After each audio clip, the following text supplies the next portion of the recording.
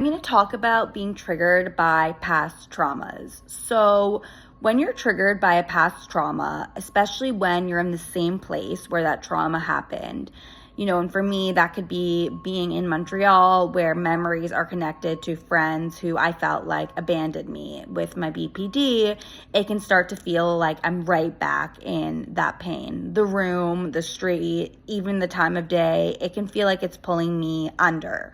So here's what I do to ground myself and move through it. So I acknowledge the trigger without judging it. So, I tell myself I'm not overreacting. This space holds memory.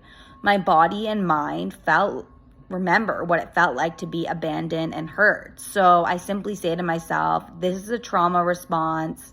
I'm safe now, even if it doesn't feel like it.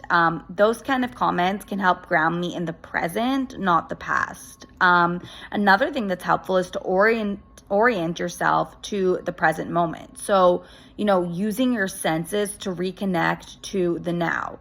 Look around and ask, what's different about this moment?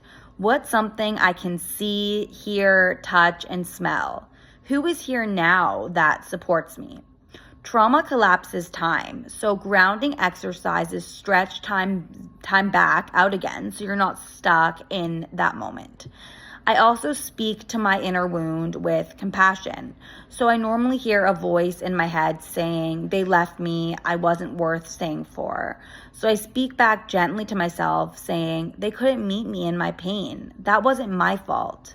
I deserve support then, and I deserve support now. I am not that abandoned version of myself anymore. Even if the feeling returns, I now know I have tools and strength that I didn't have back then. Another important thing is to not reinforce the shame loop, right? So it's easy to start blaming yourself. If I hadn't had BPD, they wouldn't have left. But that's not fair or true. BPD is rooted in pain, not character flaws. So you were doing your best to survive overwhelming emotions. Abandonment hurt me because connection matters to me. That's human. That's not shameful. It's also important to create a safe exit or a reset plan. So if staying in that space is too activating, it's okay to leave. You're not running away. You're taking care of your nervous system, right? So if you stay, do something soothing afterward.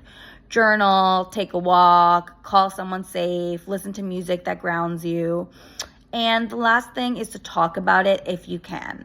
So whether with a therapist, a trusted friend, sometimes even do it to myself in a voice note, talk about my feelings so they're not bottled up. Trauma needs witnessing to heal. So it's okay if that wound still stings. The fact that you notice it means you're aware and that healing lives in the awareness.